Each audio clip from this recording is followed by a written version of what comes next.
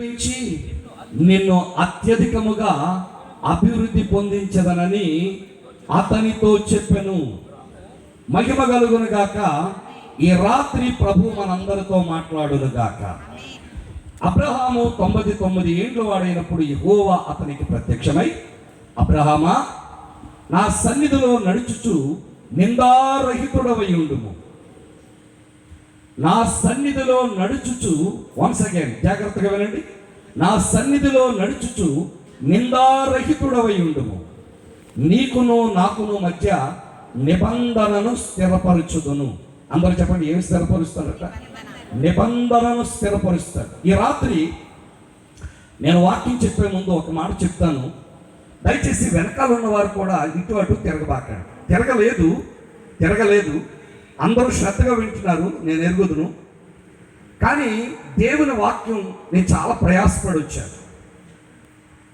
వాక్యాన్ని మన జీవితంలో అన్వయించుకుంటే ఎంత మేలులో ఈ రాత్రి జ్ఞాపకం చేస్తాను. ముఖ్యంగా నా వెనుక, నా ఎడ, నా కుడి ప్రక్కన ఉన్నటువంటి దైవజనులందరికీ, అలాగే వెనుకున్న దైవజనులందరికీ మరొకసారి నా హృదయపూర్వకమైన ధన్యవాదాలు చెప్తున్నాను. ఎందుకంటే నా బాల్యకాలము నుండి ఈ రోజు వరకు ఏ దైవజనుని దూషించి నేను ఎరుగను. మరొకసారి చెప్తున్నాను, క్రైస్తవ జనాంగమా, దైవజనుని ఎప్పుడు కూడా దూషించకూడదు. వన్స్ అగైన్, నాకు ఇష్టం లేకపోయినా నేను మౌనంగా ఉండిపోతాను, కానీ వేరొక దైవజనుని మాత్రం నేను వేలెత్తి చూపించను. ఎందుకు ఈ మాట చెప్తున్నానంటే, నాకు బాప్తిసం ఇచ్చిన ఐపీసీ సంఘం యేసురత్నయ్య గారు 21 సంవత్సరాల క్రితం దేవుని రాజ్యం వెళ్ళిపోయారు. నేను సేవలకు వచ్చి 31 సంవత్సరాలకి. నేను 9వ తరగతి చదువుతుండగా నాకు బాప్తిసం ఇచ్చిన దైవజనుడు అన్నాడు, డానీ, నువ్వు ఎప్పటికన్నా గొప్ప దైవజనుడు అవుతావు. ఎంత గొప్ప దైవజనుడు అయినా ఏ రోజుని కూడా ఏ దైవజనుడిని దూషించొద్దు.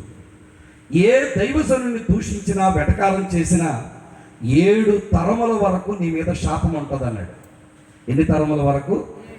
ఏ దైవజనుడిని మనం వెటకారాలు చేసినా, దూషించినా, వన్స్ అగైన్ గుర్తుపెట్టుకోండి, ఈ మాట సరదాగా ఏం తీసుకోకండి. నాకు ఆ మాట చెప్పిన దైవజనుడు మహా గొప్ప దైవజనుడు, దేవునితో పోరాట పటిమ కలిగిన యాకోబు వంటి వాడు. అందుకే నాకు ఆ కాలం నుండి ఈ కాలం వరకు, నా చిన్నతనం నుండి ఈ రోజు వరకు కూడా దైవజనులు అంటే నాకు చాలా ఇష్టం. దైవజనులు దేవుని ప్రతినిధి. ఆమేన్. ఈ రాత్రి మనం ఒక వాక్యం చదువుకున్నాం. అబ్రహాముకు దేవుడు ప్రత్యక్షమై, నీకును నాకును మధ్య